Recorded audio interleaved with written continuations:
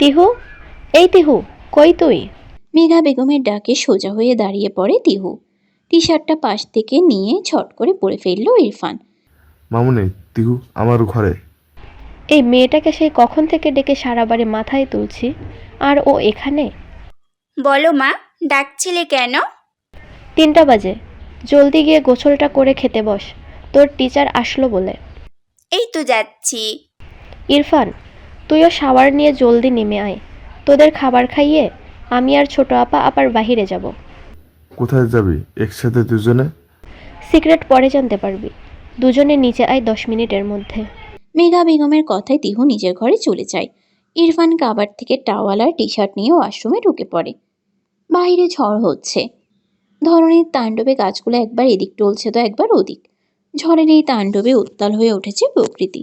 Show show বাতাসে চারপাশে ধূলিকণা এসে ঘরে জড়ো হচ্ছে। তার সাথে খানিকক্ষণ আগ থেকে আরেক ধাপ যোগ হয়েছে আকাশের বজ্রপাত। বিছানায় কাঁথা মুড়ি দিয়ে শুয়ে আছে ইনায়া। তার পাশেই আধশোয়া হয়ে শুয়ে আছে আবরার। একটু আগে ইলেকট্রিসিটি চলে গেছে। আজ রাতে আর আসবে কিনা তারও ঠিক ঠিকানা নেই। ল্যাপটপে অফিসের কাজ করছে আবরার। মুখে ছেয়ে আছে গম্ভীরতা। চোখে পড়া চশমাটা আরেকটু ঠিক করে পাশে শুয়ে থাকা ইনায়াকে একবার পরখ করে। আবরারের দিকে মুখ করে ঘুমিয়ে আছে সে। চোখ মুখ লাল হয়ে আছে জ্বরের তোপে। ঠোঁটগুলো যেন লাল টমেটো। কপালে হাত চেপে জ্বর আছে কিনা দেখলো আবরার। তারপর বেড সাইড থেকে থার্মোমিটারটা নিয়ে আরেকবার জ্বরটা মেপে নিল সে। কি একটা শরীর নিয়ে জন্মালো এই মেয়ে। সামান্য একটু আদরেই জ্বর বাঁধিয়ে বিছানায় লেপ্টে আছে। ফাইনাল ডোজ দিলে তো মনে হয় আবরারের আর সংসার করা লাগবে না। হসপিটাল টু বাসা, বাসা টু হসপিটালেই দৌড়াদৌড়ি করতে হবে। ল্যাপটপটা পাশ টেবিলে রেখে বিছানা থেকে নেমে পড়ে আবরার। কিচেন থেকে বাটি ভর্তি পানি আর নিজের রুমালটা নিল। ফের ইনায়ার পাশে চেয়ার টেনে বসে কাঁথাটা কপাল থেকে সরিয়ে চুমু খায় কপালে। কাঁথা সরাতেই উন্মুক্ত হয় ইনায়ার গলা। শুভ্র সুন্দর গলাটা কালচে দাগে ভরে গেছে। জায়গায় জায়গায় রক্ত জমাট বেঁধে আছে। ব্লাউজের গলাটা আরেকটু নামালো আবরার। নিজের কাজের জন্য নিজেই অনুতপ্ত সে। টলমল করে উঠে আবরারের চক্ষু জোড়া। আমি দুঃখিত বেলি, এত বছরের ভালোবাসা একসাথে যে এইভাবে তোমাকে কাবু করবে জানতাম না। সর্বোচ্চ ভদ্র শান্ত থাকার পরেও এতটা লেগেছে। শেট। নাক টেনে চোখ মুছে নেয়। কাঁদলে তার বেলির কষ্ট কমবে না। রুমালটা ভিজিয়ে চিপকে ইনায়ার কপালে জলপট্টি দেয়। অপর হাতে ফোনটা নিয়ে কিছুক্ষণ স্ক্রল করে আবার বালিশের পাশে ছুঁড়ে মারে। ভালো লাগছে না কিছু। জলপট্টি দেওয়াতে জ্বর কিছুটা কমে এসেছে ইনায়ার। জ্বর কমতেই ঘুম ভেঙে যায় তার। ঘুম ঘুম চোখে আবরারকে পাশে দেখে খুশিতে জল করে ওঠে ইনায়ার চোখ। তাকে মিটিমিটি হাসতে দেখে ইনায়ার 2 হাত নিজের হাতের আঁচলে পুড়ে নেয় আবরার। এখন কেমন লাগছে অনি? ভালো। আমি সরি বউ, এমন বোকামি আর করবো না। এবার থেকে জেন্টলম্যান হয়ে যাবো, সত্যি প্রমিস। আবরারের সহজ সরল স্বীকারোক্তিতে শব্দ করেই হেসে ওঠে ইনায়া। নিজের হাত ছাড়িয়ে দুর্বল হাতে আবরারের হাতগুলো ধরল। এত চিন্তা কেন করছেন? আমি ঠিক আছি। সত্যি? হ্যাঁ। আবরারকে চুপ দেখে ফের ইনায়া কাপা কণ্ঠে বলল, আবার একটু জড়িয়ে ধরবেন আমায়? খুবই ইচ্ছে করছে আপনার বুকের ভেতর নাক ডুবিয়ে শরীরে আপনার গায়ের সুবাস মাখতে। আবরারকে চুপ দেখে ফের ইনায়া কাপা কণ্ঠে বলল, বউ, তুমি কথাগুলো নিশ্চয়ই জ্বরের ঘরে বলছো। না আবার ঠিক আছি আমি। শিওর? ইয়েস। ইনায়া সাই পেয়ে চেয়ার থেকে লাফ দিয়ে উঠে পড়ে আবরার। ইনায়ার পাশে বিছানাতে বসে ইনায়ার পিঠের পেছনে হাত দিয়ে উঠিয়ে নেয় নিজের বুককে। শক্ত করে জড়িয়ে বুকের কোঠায় লুকিয়ে রাখতে ব্যর্থ চেষ্টা চালায়। আবরার জড়িয়ে ধরতে ইনায়াও জড়িয়ে নেয় 2 হাতে। এক পবিত্র ছোঁয়া, যেই ছোঁয়াতে নেই কোনো পাপ বা কামুকতা, আছে শুধু দুটো পবিত্র হৃদয়ের স্পর্শ। ইনায়া নাক টেনে বুক ভরে শ্বাস নিল। এই তো তার সেই চেনা সুভাষ। ভালোবাসার মানুষের সংস্পর্শে এলে অসুখেরাও যেন লজ্জায় মুখ লুকিয়ে দেখে তাদের এই স্নিগ্ধ মুহূর্ত। আবরার ওর চুলে মুখ গুজে শুধালো, বাই এনি চান্স তুমি কি আমার প্রেমে পড়ে যাচ্ছ বউ? কে বলেছে আপনাকে? অবশ্য বললেও আমার কোনো সমস্যা নেই। কি দেখে আপনার প্রেমে পড়তে যাব আমি? আমার সৌন্দর্য। আবরারের কথায় ওর বুক থেকে মুখ তুলে ভেঙচি কাটে ইনায়া। আসছে আমার রাজকুমার। ভুল বলেছ, রাজকুমার না, রাজ্য। The king is your only king. ইনায়ার ফোনটা বেজে উঠল। আবরার বুক থেকে মুখ তুলে ফোনটা হাতে নেয় ইনায়া। এরই মাঝে কারেন্টটাও চলে এসেছে। তিহু ভিডিও কল দিয়েছে দেখে উঠে বসে ইনায়া। কলটা রিসিভ করে ফোনটা সামনে এনে সালাম দিল। আসসালামু আলাইকুম। ওয়ালাইকুম আসসালাম। কি অবস্থা তোর ইনু? এই তো আলহামদুলিল্লাহ, তোর? আলহামদুলিল্লাহ ভালো। তোর গলাটা এমন শোনাচ্ছে কেন? সন্ধ্যায় একটু জ্বর এসেছিল তাই। কি বলিস? জ্বর কিভাবে আসলো? অপ্রস্তুত হাসলো ইনায়া। পাশে বসে থাকা আবরারের দিকে চোখ রাঙিয়ে তাকালো সে। ওই মানে আর কি। কি ওই মানে টানে করছিস? সত্যি করে বল। বৃষ্টিতে ভিজেছিলাম তাই। তোর সাহস আছে ইনায়া? আবরার ভাইয়ার চোখ ফাঁকি দিয়ে বৃষ্টিতে ভিজে জ্বর বাঁধিয়েছিস? সত্যি বলেছিস? আমি এখন আর তোদের আবরার টাবরার ভাইকে ভয় পাই না। জানি জানি, জ্বরের ঘোরে উল্টো পাল্টা বকা তোর ছোটবেলা থেকেই অভ্যাস। তা এমন পাড়ার মোড়ে পাগলামি সেজে বসে আছিস কেন, হ্যাঁ? তিহুর কথায় ফোনটা বিছানায় রেখে চুলগুলোতে হাত খোপা করে নিল ইনায়া। চুল বাঁধা শেষে ফোন মুখের সামনে ধরতেই কপাল কুঁচকে নেয় তিহু। ফোনটা একটু ডানে ঘোরাতো ইনায়া। পারতাম না। ঘোরা বলছি। বিরক্তির সাথে ফোনটা ঘুরায় ইনায়া। ফোন ঘুরিয়ে কর্কশ শব্দে প্রশ্ন করে তিহুকে। ঘুরিয়েছি ফোন, তো কি হয়েছে? বাহ রে ইনায়া, আমাকে ছাড়া বিয়ে তো করলি, শেষমেশ বাসরটাও সেরে ফেললি। ছি! চোখটা কি এবার পুরোপুরি খেলি? আমি চোখ খাইনি। তোর গলায় ওটা কিসের দাগ তাহলে বল? হুম হুম। পোকা পোকা কামড়েছিল বিকেলে। ঠিকই বলেছিস, কিন্তু সেই পোকার নাম অরিন্দম চৌধুরী আবরার, তাই না?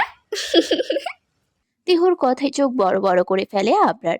ছোট বোনের মুখের নিজের বাসরের গল্প কোনো ভাইয়ের হজম হবে না, তাও আবার যদি চুপচাপ বসে শুনতে হয়। গলা পরিষ্কার করলো সে, তারপর দাঁড়িয়ে ইনায়াকে ডাকলো। আবরারের কণ্ঠ পেয়েই জিভে কামড় বসায় তিহু। আচ্ছা রাখি নায়া, কাল কথা হবে। ভালোভাবে ওষুধ খেয়ে সুস্থ হয়ে যাস। আরে কি বলছিস? মাত্র না তুই আবরার ভাইকে কি বলবি ভাবছিলি? এই তো উনি, বল। শয়তান মহিলা, কল কাটলাম আমি। দাঁতে দাঁত চেপে কথাগুলো বলে ফোন কেটে দেয় তিহু। স্বস্তির শ্বাস নেয় আবরার। ইনায়া ওদের দুজনের কাণ্ড দেখে হাসছে। ইনায়াকে হাসতে দেখে মুগ্ধ চোখে তাকায় আবরার। বেলি ফুলকে মন মরায় মানায় না বউ, তাদের শুধু হাসতে দেখলেই ভালো প্রেয়সী। আগে বাঁচতাম না আপনার বকার জ্বালায়, আর এখন বাঁচবো না আপনার প্রেমের ঠেলায়। উল্টো দিকে ঘুরে ড্রয়িং রুমের উদ্দেশ্যে হাঁটা দেয় আবরার। যেতে যেতেই উত্তরটা দেয় ইনায়াকে। সবে তো শুরু বউ, এখনো আমার ছানাবোনা এই গ্রহে আনার প্ল্যান করতে হবে। কথা শেষে পেছন ফিরে চোখ টিপ্পনি কাটতে বলে না সে। ঝড় বৃষ্টি নামতেই ভিজে জবুথবু হয়ে ঘরে ঢুকলেন আশরাফ, আশরাফ চৌধুরী, আফতাব চৌধুরী আর তিন চা। হাতে কতগুলো শপিং ব্যাগ। ব্যাগগুলো কিছুটা ভিজে গেছে। ইরফান, তানবীর আর তিহু যার যার ঘরে। ড্রয়িং রুমের ঝাড়বাতিটা জ্বালানো।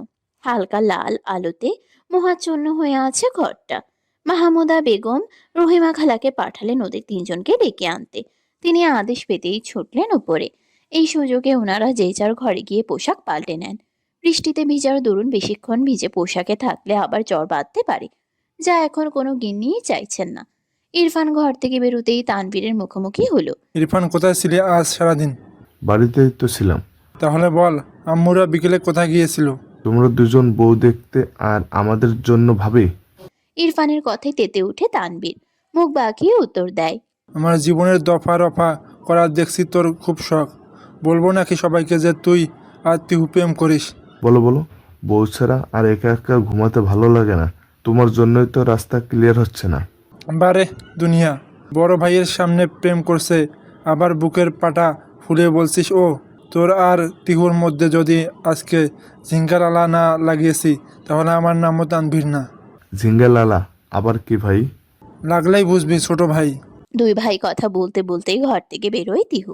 ওদের এখানে দাঁড়িয়ে কথা বলতে দেখে পাশে এসে দাঁড়ালো। কি নিয়ে কথা বলছো তোমরা? আসলে ইরফানের আমাদের পাড়ার শাপলাকে পস। বাকি কথা শেষ করার আগেই পেছন থেকে তানবীরের মুখ চেপে ধরে ইরফান। ওটা আমাদের মধ্যকারের কথা, তুই নিচে যা তিহু। আরে না তিহু, দাঁড়া। এমন করছো কেন তোমরা? ছাড়ো ভাইয়ার মুখ। এতে কিছু তোর ভাবতে হবে না। আমরা নিচে ডাকছে, জলদি যাও। ওদের কথার দিকে কান না দিয়ে নিচে চলে যায় তিহু। এখনো সিঁড়ির পাশে ধস্তাধস্তি করছে ইরফান আর তানভীর। রাত 8টা বাজে।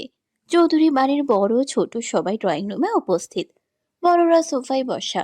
আশতাফ চৌধুরীর মুখে গম্ভীরতা রেশ ফুটে উঠেছে, যেন খুব অপ্রিয় কোনো কাজ ওনার দ্বারা করানো হচ্ছে। ইরফান সোফার সাথে ঢেল দিয়ে দাঁড়িয়ে আছে, আর তানভীর কার্পেটের উপরে বসা। তিহু তানভীরের পাশে। সবার উদ্দেশ্য বলা শুরু করলেন আশতাফ চৌধুরী। আমি একটা সিদ্ধান্ত নিয়েছি। সিদ্ধান্তটা আমার একার বললে ভুল হবে, বড়দের সবার মতোই আছে। আশতাফ চৌধুরীর এমন রহস্যময় কথা শুনে প্রশ্ন করল তানভীর। কি সিদ্ধান্ত বড় আব্বু? আমরা তিহুর বিয়ে ঠিক করেছি। বড় বড় করে সবার দিকে তাকালো ইরফান, যেন চোখ দিয়ে আশতাফ চৌধুরীর কথাগুলো ভস্ম করে দেবে। আর চোখে মেঝেতে বসা তিহুর দিকে তাকালো সে। তিহুর দৃষ্টিও ইরফানের দিকে। চোখে জল চিকচিক করছে তার, যেন এই মুহূর্তেই কেঁদে দেবে। রুম জুড়ে পিনপত নীরবতা। এই নীরবতা সহ্য হয় না ঘাড়তেরা তানভীরের। মেঝে থেকে দাঁড়িয়ে পড়ে তানভীর। দাঁত কিরমির করতে করতে প্রশ্ন করলো নিজের বাবাকে। আব্বু, বড় আব্বু নিশ্চয়ই মজা করেছে। আমার মতে এই মজার কোনো মানেই হয় না। তানভীর, এটা কি ধরনের কথা? ছোট আম্মু, তানভীর ভাইয়া ঠিক বলেছে।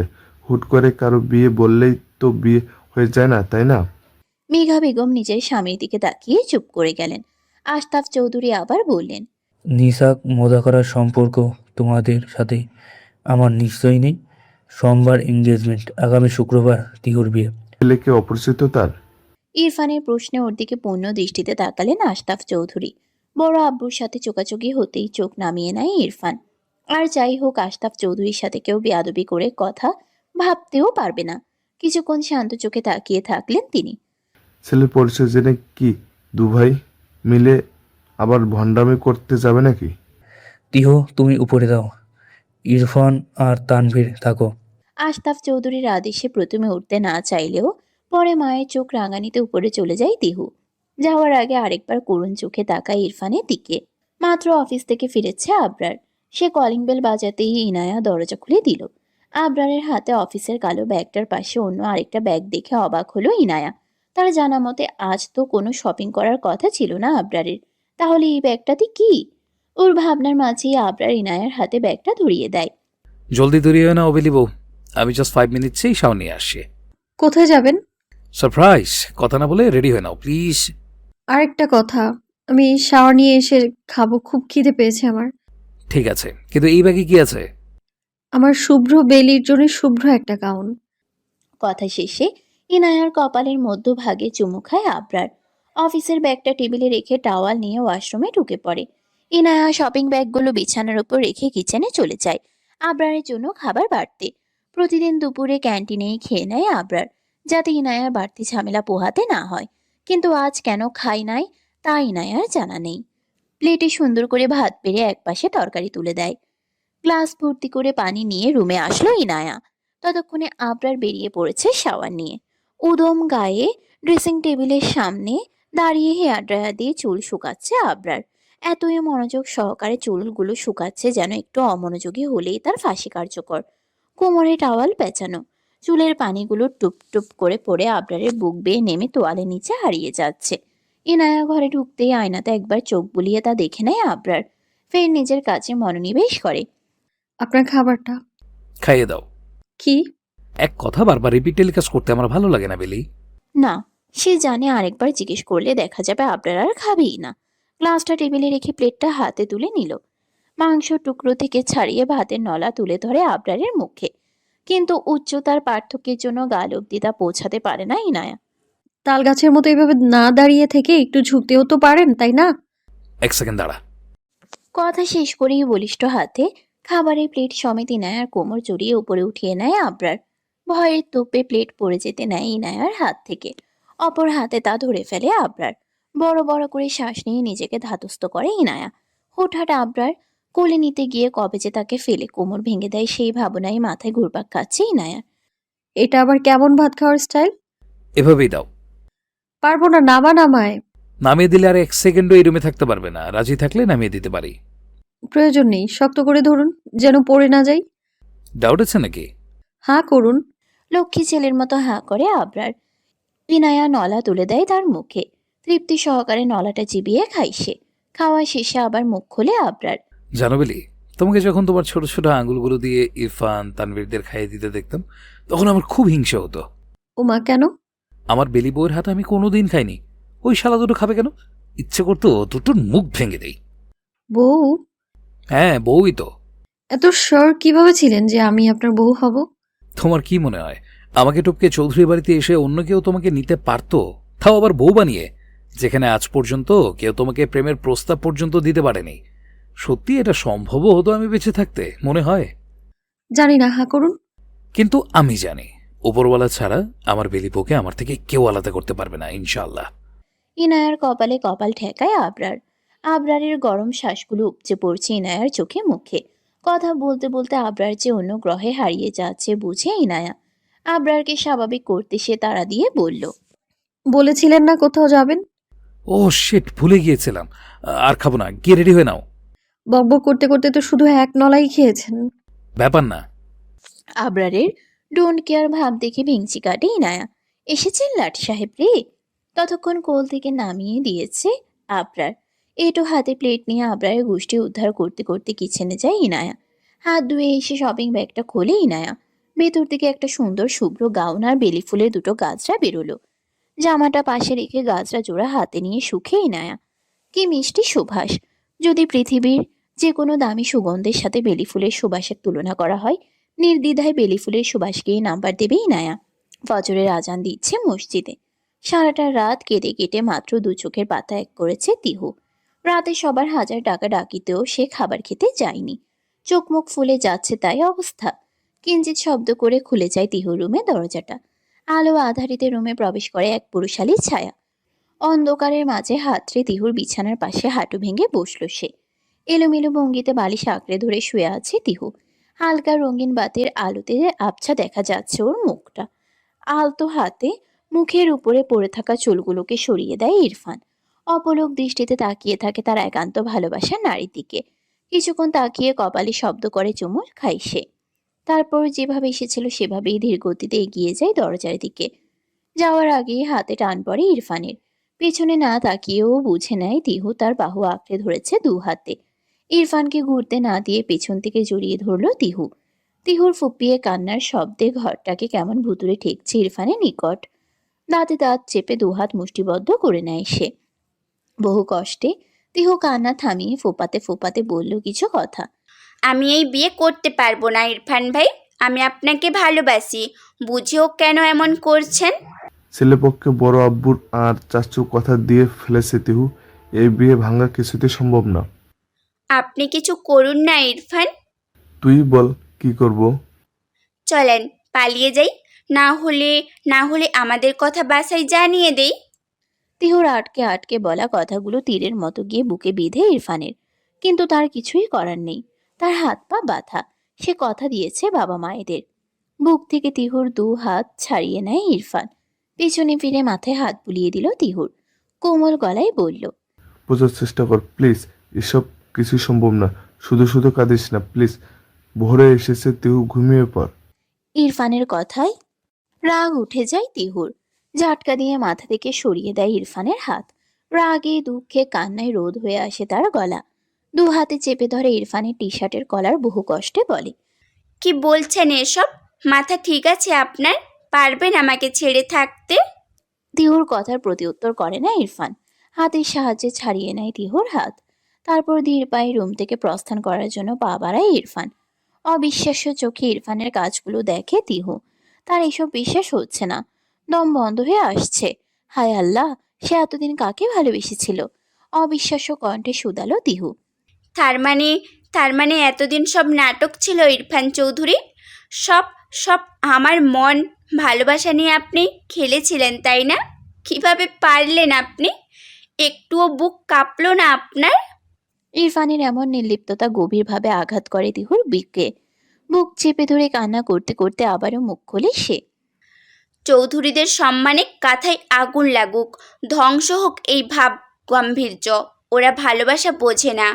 আমার ভাই বোন দুটোকে একবার বাড়ি ছাড়া করেছিল, এবার আমাকে পৃথিবী ছাড়া করতে চায়। আল্লাহ বিচার করুক। এতক্ষণ তিহু আর ইরফানের বলা প্রত্যেকটা কথা দরজার পাশ থেকে শুনেছিল তানভীর। বাইকের হেলমেট আর চাবি নিয়ে রাতের শহরে লং ড্রাইভে বেরোনোর প্রস্তুতি নিয়ে ঘর থেকে বেরিয়েছিল সে।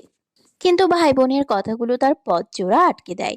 ভাই হিসেবে তানবীরের তিহুর জন্য বড্ড কষ্ট হচ্ছে, কিন্তু কিছু কিছু কষ্ট মানুষের জীবনে অন্ধকার দূর করে আলো বয়ে আনে, তা ভালোই জানে বুঝতার তানবীর।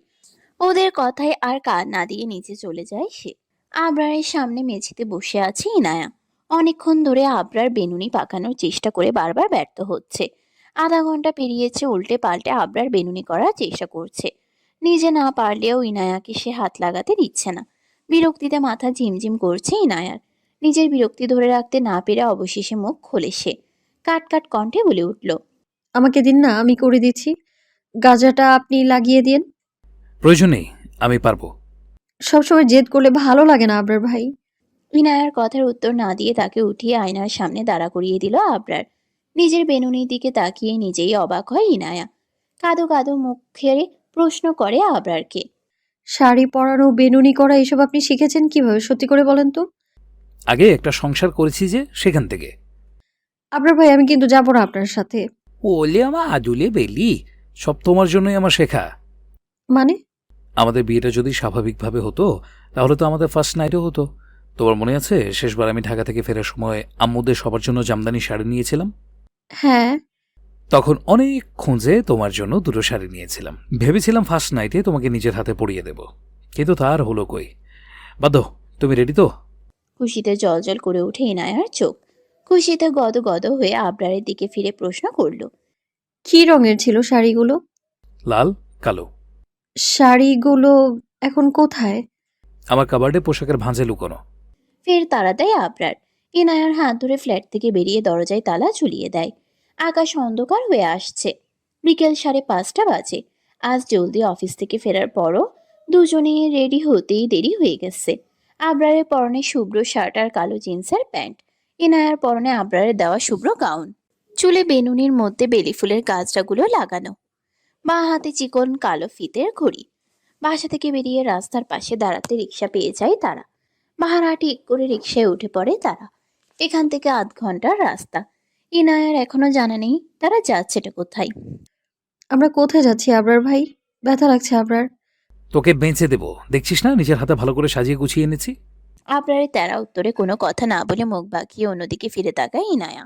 ঢাকাতে আসার পর এই নিয়ে তাদের একসাথে 3বার বের হওয়া। প্রথম 2বার কাজের উদ্দেশ্যে হলেও এবার বিষয়টা ভিন্ন। চারপাশ মেঘলা হয়ে আছে। ঠান্ডা হাওয়া বইছে চারদিকে। ইনায়ার ভালোই লাগছে মুহূর্তটা। তার ভাবনার মাঝেই আবরার পেছন থেকে বাঁ হাতে জড়িয়ে ধরে ইনায়ার কোমর। একবার তাকিয়ে কিছু বলে না ইনায়া। রিক্সা এসে থামে একটা নদীর পাশে। ভাড়া মিটিয়ে নেমে পড়ে দুজনে। আবরার নিজের শক্ত হাতের মুঠোয় পুড়ে নেয় ইনায়ার হাতটা। নদীর পাড়ের ঘাসের উপর এসে বসলো ওরা দুজনে। চারপাশ জুড়ে নীরবতা। শুধু নদীর ঢেউয়ের টুপটাপ শব্দ আর বাতাসের শো শো ধ্বনি। আকাশ জুড়ে কালো আর ধূসর রঙের মেঘেরা ভেসে বেড়াচ্ছে ধীর গতিতে। সূর্য তার আলো মেঘের আড়ালে লুকিয়ে রেখেছে। কিছুক্ষণ পর পর ঝাঁক বেঁধে পাখিরা উড়ে নদীর এপার থেকে ওপারে যাচ্ছে। ইনায়াকে গভীর মনোযোগে আকাশের দিকে তাকাতে দেখে পাশ থেকে উঠে পড়ে আবরার। ধীর পায়ে হেঁটে কিঞ্চিত দূরত্বে অবস্থিত ফুলের দোকান থেকে একটা সাদা গোলাপের স্টিক নিল। চোখের সানগ্লাসটা খুলে পকেটে গুজে নেয়। ইনায়া পেছনে এসে হাঁটু গেড়ে বসে আবরার। কাপা কাপা কণ্ঠে আলতো সুরে বলে উঠে কিছু কথা। আই লাভ ইউ জ্যাসমিন, আমি তোমাকে ভালোবাসি বেলি। দিন ক্ষণ সময় কাল এসব দেখে তোমার প্রতি আমার এই ভালোবাসার সৃষ্টি হয়নি। যখন প্রথম তোমাকে ভালোবেসেছিলাম তখন এক বালিকা রূপে ভালোবেসেছিলাম। দ্বিতীয়ত নবযৌবনা এক ষোড়শীর প্রেমে পড়ি, এবং সর্বোপরি আমার প্রিয়তমা স্ত্রীর রূপে। প্রতিবার আমি তোমার নতুন রূপে মুগ্ধ হই, বিমোহিত হই। আমার হৃদয়ে বয়ে যায় শান্তির স্রোত। তুমিও কি আমাকে ভালোবাসবে বউ? আবরারের দিকে অপলক দৃষ্টিতে চেয়ে আছে ইনায়া। কি বলবে সে ভেবে পাচ্ছে না। প্রিয় মানুষের মুখ থেকে ভালোবাসা কথা শুনতে এত শান্তি, এতটা মধুর শোনায় কথাগুলো। ইনায়া মাথা নাড়িয়ে হ্যাঁ জানায়। আলতো হাতে ফুলের স্টিকটা নেয় আবরারের হাত থেকে। ফুলগুলো ইনায়া ধরতেই আবরারের প্যান্টের পকেট হাতড়ে বের করে ছোট্ট একটা বক্স বের করলো। বক্সটা খুলে একটা শুভ্র পাথরের রিং বের করলো আবরার। বাম হাতের সাহায্যে ইনায়ার হাতটা হাতের তালুতে নিয়ে অনামিকা আঙ্গুলে আংটিটা পরিয়ে দিল। সব শেষে দাঁড়িয়ে শক্ত আলিঙ্গনে বুকে জড়িয়ে নেয় নিজের প্রিয়তমা সঙ্গিনীকে। এই সুন্দর সময়টাতে বাগড়া দেওয়ার জন্য ইনায়ার হাতে ফুটে যায় গোলাপের কাঁটা। ব্যথায় ঘামছে ধরে আবরারের পিঠের শার্ট। হাতটা সামনে এনে কাঁটাটা টান দিল আবরার। অন্য হাতে আবরারকে শার্টের বুকের অংশ খামচে ধরে ইনায়া কাতর কণ্ঠে বলল। আর একটু সহ্য করে বেলি, এখনই হয়ে যাবে। কাঁটাটা ডেপে গেছে আঙ্গুলে। আবরারের হাতে নখগুলো ছোট হওয়াতে ধরতেও পারছে না চিকন কাঁটাটা। ব্যথায় আরেকটু কুকড়ে উঠে ইনায়া ছলছল চোখে তাকিয়ে বলল। পারবো না, ছেড়ে দিন প্লিজ। এতক্ষণের হালকা মেঘলা আকাশটা ঘন কালো মেঘে ঢেকে গেছে এখন। দূর থেকে হালকা বাতাস বয়ে আসছে, সঙ্গে মাটির শোধা গন্ধ। হঠাৎই এক ঝটকায় শুরু হয়ে যায় টিপটিপ বৃষ্টি। এনায়ার গাউনের নিম্নভাগ বৃষ্টির ছাটে ভিজে জবুথবু হয়ে গেছে। দোকানের ছাউনির নিচে আসতে গিয়ে এতটা ভিজেছে, যদিও দুজনেরই শরীর অর্ধেক ভিজে গেছে ততক্ষণে। তবুও সবে এনায়া জ্বর থেকে উঠে আবরার তাকে ভিজতে দেয়নি। রাস্তার পাশের এক টং দোকানের ছাউনির নিচে দাঁড়িয়ে আছে আবরার ইনায়া। হাতে 2 কাপ ধোঁয়া ওঠা আদা দেওয়া লেবু চা। কিছুক্ষণ পর পর ফু দিয়ে চা থেকে চুমুক নিচ্ছে তারা। বৃষ্টির ছাট বাড়তেই ছাউনির নিচ থেকে বাহিরে হাত বাড়িয়ে দেয় ইনায়া। সদ্য আকাশ থেকে পতিত হওয়া ফোঁটাগুলো ভিজিয়ে দেয় ইনায়ার 2 হাত। শরীর শিরশির করে ওঠে ইনায়ার। পাশে দাঁড়িয়ে তার বাচ্চামাগুলো অপলক দৃষ্টিতে পরখ করছে আবরার। সব এত সহজ আর সুন্দর হবে তার জীবনে 1 মাস আগেও আবরার তা ভাবতে পারেনি। ওই রাতটা আশীর্বাদ স্বরূপ ধরা দিয়েছে আবরারের জীবনে। পরিবার থেকে দূরত্ব সৃষ্টি হলেও প্রিয় মানুষটা তার পাশে। পাশাপাশি বালিশটা এখন আর ইনায়া নামক ফুলের অপেক্ষা করা লাগে না। ওই বালিশটা এখন তার নামেই বরাদ্দ। আর বিধাতা ছাড়া এই বরাদ্দটা কেউ খণ্ডাতে পারবে না। তা আবরার জানে এবং মনে প্রাণে মানে। ইনায়ার সেই প্রথম রাতের কথা মনে পড়ে যায়, যেদিন তারা প্রথম ঢাকায় এসেছিল। কিছু স্মৃতি কষ্টদায়ক হলেও তার সাথেও সুখ মিশ্রিত থাকে। হাসি, আনন্দ, সুখ, দুঃখ নিয়েই মানুষের জীবন গঠিত। তাই দুইকে ভালোবেসে জীবনকে বেঁচে থাকতে শিখে গেলে আর কোনো দুঃখ থাকে না জীবনে। ওদের এই সুন্দর ভাবনাময় মুহূর্তে ভিলেন হিসেবে এন্ট্রি নেয় আবরারের ফোনটা। বিচ্ছিরি শব্দে বেজে ওঠে তা। পকেট হাতড়ে ফোনটা বের করতেই হৃদয় কুঁচকে যায় আবরারের। ভুল দেখেছে কিনা তা শিওর হওয়ার জন্য ফোনের স্ক্রিনটা হাত দিয়ে মুছে আরেকটা বার নামটা পড়ল। না, সে ঠিকই দেখেছে। আব্বু দিয়ে সেভ করা নাম্বারটা থেকে প্রায় 1 মাস পর আজ ফোন এসেছে। আবরার খুশি হবে না অবাক হবে তাই ভেবে পাচ্ছে না সে। দেখতে দেখতেই কলটা কেটে যায়। কল না ধরে ফোন নিয়ে আবরারের এমন ভাব দেখে বিরক্তির শ্বাস ফেলে ইনায়া।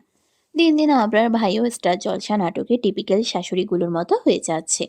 ফোন হাতে নিয়ে এমন ঢং করে কে? আরেকবার কল আসতেই বিরক্ততে ভ্রুজোড়া কুঁচকে নেয় ইনায়া। এবার তার অসহ্য লাগছে। ফোনটা কেন ধরছেন না? নষ্ট মোবাইলের মতো এমন হ্যাক হয়ে দাঁড়িয়ে আছেন কেন আপনি? কে কল দিয়েছে তা দেখলে তোরও সেম দশা হবে। কথা শেষে আবরার ফোনটা বাড়িয়ে দেয় ইনায়ার দিকে। বড় বড় চোখে ফোনের দিকে তাকিয়ে ইনায়া বলল। বড়াব্বু, হ্যাঁ। ধরেন ধরেন দেখি না কি জন্য কল দিয়েছেন। পারবো না, তুই রিসিভ কর। আমি? হ্যাঁ, লাউড স্পিকার দিবি। অগত্যা ইনায়া ফোন হাতে নিয়ে কলটা রিসিভ করে শান্ত কণ্ঠে সালাম দিল। আম, আসসালামু আলাইকুম বড়াব্বু। কিছুক্ষণ নীরবতার পর অপর পাশ থেকে উত্তর এলো। কোমল গলায় আশতাফ চৌধুরী উত্তর দিলেন। ওয়ালাইকুম আসসালাম। আম্মু, কেমন আছো তুমি? আলহামদুলিল্লাহ ভালো। ফোনটা তোমার সাথে থাকা আজাতের বাচ্চাটাকে দাও আম্মু। আবরার ভাইকে দেব? ইনায়ার মুখে আবরারকে এখনো ভাই সম্বোধন করা দেখে হালকা কেসে উঠলেন আশতাফ চৌধুরী। তার মানে অজাতটা এখনো ইনায়াকে বকাঝকা করে, আর বউয়ের সম্মানও দেয়নি। ইনায়া ফোনটা এগিয়ে দেয় আবরারের দিকে। চোখের ইশারায় ফোনটা সরাতে বলে আবরার। করুণ চোখে আবরারের হাত ধরে ফোনটা ওর হাতে ধরিয়ে দেয় ইনায়া। আসসালামু আলাইকুম। আবরার ফোন কানে নিয়ে সালাম দিতেই চড়াও হন আশতাফ চৌধুরী। গমগমে কণ্ঠে বলল। তুমি আর মানুষ হলে না। তোমার বউ তোমাকে ভাই ডাকছে, আর তাতে তুমি নির্লজ্জের ন্যায় সায় দিচ্ছ। এই কথা বলার জন্য ফোন দিয়েছেন? তাহলে এবার রাখতে পারেন। চুপ করো বেয়াদব। আজ রাতে ট্রেনই ইনিয়াকে নিয়ে বাড়ি ফিরবে। আশতাফ চৌধুরীর কথায় অবাক চোখে ইনায়া আবরারের দিকে তাকালো। কি বললেন? শুনতে পাইনি আমি। আবরারের এমন নাটকীয় ভঙ্গিমায় কথার দাঁত কিরমির করে উঠলেন। এটা কি আদৌ ওনার ছেলে? মাহমুদাকে আজই জিজ্ঞেস করতে হবে। নিজেকে সামলান তিনি। রাগ হলে চলবে না। নেহাত ঠিকাই পড়েছেন, না হলে আবরারকেও কল দিতেন না আশতাফ চৌধুরী। ইনিয়াকে নিয়ে আজ রাতে ট্রেনই বাড়ি ফিরবে দুজনে। কেন কেন? প্রয়োজন আছে। এত কথা বলতে পারবো না। আমার জানা মতে আমার তো কোনো প্রয়োজন নেই। আমরা ফিরবো না বাড়ি। ছেলের কথায় চুপসে গেলেন আশতাফ চৌধুরী। বাবা ছেলের এই নীরব যুদ্ধে অসহায় ইনায়া কি করবে বুঝতে পারছে না। তবুও সাহস করে আবরারের হাত থেকে ফোনটা কেড়ে নিল। শান্ত কণ্ঠে জানালো তারা যাবে। আমরা যাব বড়াবু। আমি যাব না। আমরা যাব বড়াবু, পরে কথা বলি। কল কাটতেই গম্ভীর কণ্ঠে শুধালো আবরার। ওই দিনের অপমানের পরও তোর বাড়ি যেতে ইচ্ছে করছে? দেখুন, ওই দিন পরিস্থিতি সম্পূর্ণ ভিন্ন ছিল, হয়তো নিয়তিও আমাদের বিপক্ষে ছিল। সবকিছু তো আর প্ল্যানিং করে সম্ভব হয় না, তাই না? কিছু জিনিস প্রকৃতি নিজে ঠিক করে দেয়। তাই ভুলে যান ওই দিনের কথা। পারবো না ভুলতে, তবে এক শর্তে যেতে রাজি হতে পারি। কি? এদিকে আয়, বলি। ইনায়া যেতেই আবরার কানে কানে কিছু একটা বলে। আবরারের কথায় তার দিকে চোখ ছোট ছোট করে তাকালো ইনায়া। অসভ্য। আমি কিন্তু বাড়ি ফিরবো না। ওহ রাজি, আপনার শর্তে আমি রাজি। চলো তাহলে বাসায় যাই। যত তাড়াতাড়ি শর্ত পূরণ হবে তত তাড়াতাড়ি বাড়ি যেতে পারবেন ম্যাম। নীলজ লোক, আমারও দিন আসবে। সমস্যা নেই, তুমিও দিতে চাও এমন শর্ত? আমি আগেই বলে দিচ্ছি, আমি রাজি। আমি আর কথাই বলবো না। এক নিকোষ কালো রাতের সমাপ্তি ঘটে, রৌদ্রোজ্জ্বল দিনের সূচনা হয়েছে। আজ সময়ের আগেই ভেঙে গেছে তিহুর ঘুম। ঘুম ভাঙলেও এখনো বিছানা থেকে নামেনি সে। বড্ড মাথা ধরে গেছে কাল রাতের কান্নার ফলে। কিছুক্ষণ কপালে হাত বুলিয়ে বিছানা থেকে নেমে পড়ে তিহু। শাওয়ার নিলে মাথা ধরাটা কমতে পারে ভেবে কলেজ ড্রেস নিয়ে একসাথে ওয়াশরুমে ঢুকে পড়ে। আয়নার সামনে দাঁড়াতেই দেখতে পেল চোখ মুখের বাজে অবস্থা, ফুলে লালচে হয়ে আছে। এক রাতেই চোখের নিচে ডার্ক সার্কেল বসে গেছে। ফর্সা গাল দুটোতে ব্রণের ছোঁয়া। নিজেকে পরখ করার শেষে ট্যাপ ছেড়ে বেশি করে পানি দিয়ে মুখটা ধুয়ে নেয় তিহু। আর মনে মনে পণ করলো। আর কাঁদবে না, সেও দেখবে এই বিয়ে কত দূর অবধি গড়ায় না। দুর্বল হবে কারোর সামনে। ইরফান যদি তার সাথে নীরবতার খেলায় মত্ত হয়, তবে সে নিজেও কম কিসের? তার শরীরেও একই রক্ত বইছে। মনে মনে কথাগুলো ভাবতে ভাবতেই ওয়াশরুম থেকে বেরোয় তিহু। চুলগুলো থেকে তোয়ালে ছাড়াতে ছাড়াতে বারান্দায় এসে দাঁড়ালো। বারান্দায় এসে দাঁড়াতেই চোখাচোখি হয় বাগানে দাঁড়িয়ে ফোনে কারোর সাথে কথা বলা ইরফানের সাথে। পরনে সাদা শার্ট আর গলায় আইডি কার্ড, বাঁ হাতে কালো ফিতের ঘড়িটা, যেটা তিহুই তাকে উপহার দিয়েছিল গতবারের জন্মদিনে। দেখেই বোঝা যাচ্ছে ইরফান ভার্সিটিতে যাওয়ার জন্যই তৈরি হচ্ছে। তিহুকে দেখে এক মুহূর্তের জন্য থমকে যায় ইরফানের হৃৎপিণ্ড। এক রাতে কি হাল হয়েছে মেয়েটার চেহারার। অপরাধ বোধে মিয়ে যায় ইরফান। চোখ নামিয়ে নেয় সে। তা দেখে বারান্দা থেকে চলে আসে তিহু। একসাথে তৈরি হয়ে সিঁড়ি বেয়ে নামছে তিহু। মেঘা বেগম ডাইনিং টেবিলে খাবার সাজাচ্ছেন। মেয়েকে স্বাভাবিকভাবে নামতে দেখে বুকের উপর চাপা ভারী পাথরটা নেমে যায় মেঘা বেগমের। কাল সারা রাত দু চোখের পাতা এক করতে পারেননি তিনি। দুবার গিয়ে দেখেও এসেছিলেন মেয়েকে। তখন ঘুমেছিল বোধ হয়, বাতি জ্বালাননি তাই জানেন না তিনি। নিচে এসে মেঘা বেগমকে স্বাভাবিক কণ্ঠে নাস্তা দিতে বলল তিহু। আম্মু, নাস্তা দাও, কলেজে দেরি হয়ে যাচ্ছে। মেয়ের কথায় কিচেনে ছুটলেন মেঘা বেগম। পরোটা সেঁকছেন আয়েশা বেগম। তার কাছ থেকে ইরফান আর তিহুর জন্য প্লেট ভরে পরোটা নিয়ে এলেন। এর মধ্যেই তানবীরা অফিসের জন্য তৈরি হয়ে উপর থেকে নেমেছে। বোনের পাশের চেয়ারে বসতে বসতে একবার অবলোকন করে নেয় বোনকে। কাল রাতে তিহুর কান্না দেখে ভয় পেয়েছিল সে। আবার এটাও জানতো তার বোন বোকা না। ভেবে চিন্তেই সিদ্ধান্ত নেয়। তানভীর বসতেই তার সামনের চেয়ারে এসে বসলো ইরফান। ইরফানকে ভার্সিটির জন্য তৈরি দেখে প্রশ্ন করলো তানভীর। ক্লাসে যাবি নাকি আজ? হ্যাঁ। তিহুও কলেজে যাবে, তিহুকে তোর সাথে নিয়ে যাস। কথা শেষে চোখ দিয়ে ইরফানকে ইশারায় আচ্ছা বলতে বলে তানভীর। তার কথায় সাই জানায় ইরফান নিজেও। যাকে নিয়ে তাদের মধ্যে কথোপকথন চলছে তার কোনো খেয়ালই নেই এসবে। পরোটা ছিঁড়ে মাংসের সাথে খাচ্ছে তিহু। খাওয়া শেষ হতেই বেসিন থেকে হাত ধুয়ে কাঁধে ব্যাগটা নিয়ে মেঘা বেগমের উদ্দেশ্যে বিদায় জানিয়ে চলে যেতে নেয়। কিন্তু বাদ সাথে তানভীর। তিহু দ্বারা ইরফানের সাথে যাস। না ভাইয়া, আমার দেরি হয়ে যাচ্ছে। ও বাইক দিয়ে কলেজের সামনে নামিয়ে দেবে। প্রয়োজন নেই, আসি। আর এক মুহূর্ত না দাঁড়িয়ে সদর দরজা দিয়ে বেরিয়ে যায় সে। ধরনের বুক ছিঁড়ে সন্ধ্যা নেমেছে। এখনো বাহিরে ঝিরিঝিরি ফোঁটায় বৃষ্টি হচ্ছে। বর্ষাকালে এই এক সমস্যা, যখন তখন আকাশ ছিঁড়ে ঝমঝমিয়ে বৃষ্টি নামে। দিনের অধিকাংশ সময় বৃষ্টি থাকার দরুন জনজীবন হয়ে ওঠে অস্থির বিপর্যস্ত। হঠাৎ আসা এক পশলা বৃষ্টিতে মাটি হয়ে থাকে কর্দমাক্ত আর স্যাঁতসেঁতে। রান্নাঘরে চায়ের কাপে চামচ দিয়ে টুংটাং শব্দ তুলে চা বানাচ্ছে ইনায়া। দুধ চাটা খুব ভালোই বানায় সে। অবশ্য শুধু দুধ চা বললে ভুল হবে, সব চাই সে ভালো বানাতে পারে। যার দরুন চা না পান করা আবরারও এখন চা পান করতেই বেশি স্বাচ্ছন্দ্য বোধ করে। ট্রে করে 2 কাপ চা আর বিস্কুট নিয়ে আবরারের পাশে এসে বসল ইনায়া। বুকের উপর হাত বেঁধে টানটান হয়ে বিছানায় শুয়ে আছে আবরার। হাতে ফোনটা নিয়ে কি যেন মনোযোগ দিয়ে দেখছে। ইনায়া পাশে এসে বসতে এসে উঠে বসল। কুল বালিশ নিয়ে গালের নিচে হাত দিয়ে মুগ্ধ চোখে তাকায় ইনায়ার দিকে। চায়ের ট্রেটা রেখে পানি আনতে গিয়েছে ইনায়া। কালো শাড়ির আঁচলটা কোমরে গোজা, শুভ্র উদরের মধ্যভাগ স্পষ্ট। কানে, গলায় আর নাকে একজোড়া সোনার ঝুমকো, ছোট কাচের একটা হার আর নোজপিন, যেগুলো আজ বিকেলে ফেরার পথে আবরার কিনে দিয়েছিল বাড়ি ফেরার উপলক্ষে। তার সাথে আরও কিছু পোশাকও নিয়েছিল দুজনের জন্য। আবরারের অ্যাকাউন্টে 2 লক্ষ টাকার মতন জমা ছিল, সেগুলো দিয়েই কেনাকাটাগুলো করেছে। আর যাই হোক, কেউ যাতে এটা না বলতে পারে যে তার বউয়ের কিছুর অভাব আছে বা তারা সুখী নেই।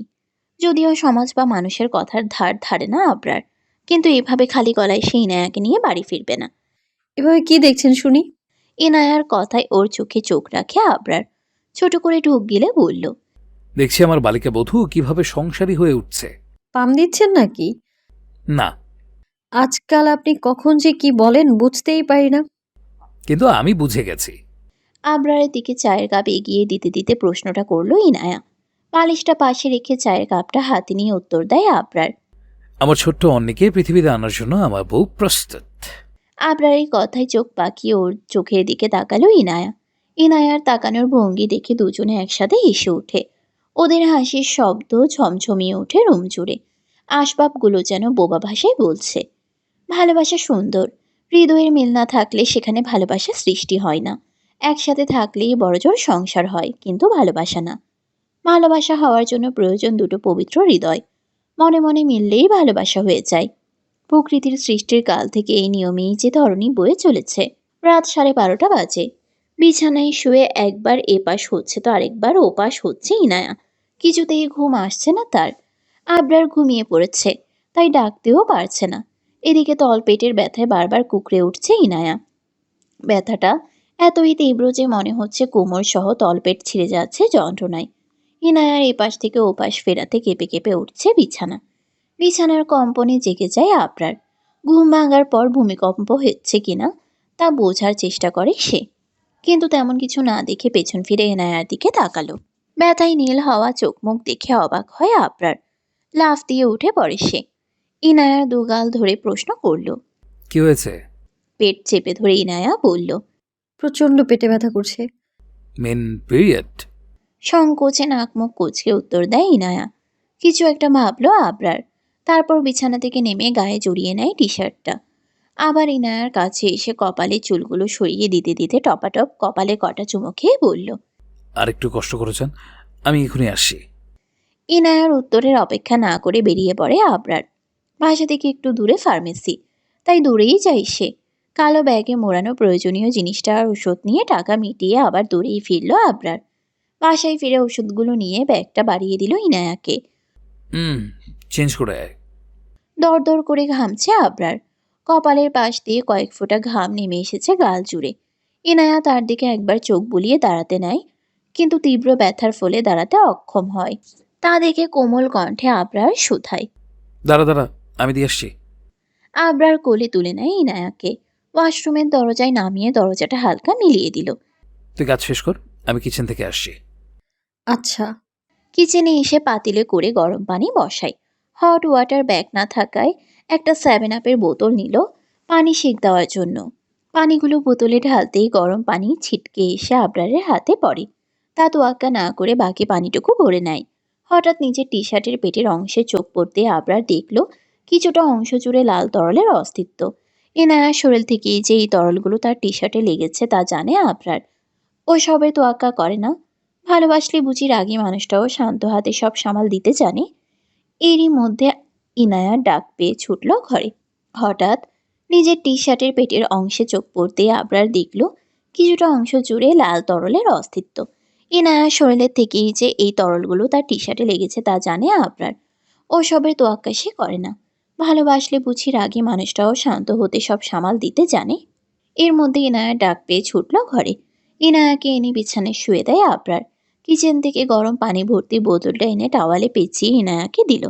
কাঁপা কাঁপা কণ্ঠে আলতো সুরে জিজ্ঞেস করে সে। বেশি কষ্ট হচ্ছে তোর বেলি? আমি কি করবো আর বুঝতে পারছি না। বোতলটা দিয়ে একটু সেঁকতে ব্যথা কমে যাবে। ইনায়া আলতো হাতে আবরারের 2 হাত মুঠোয় পুরে নেয়।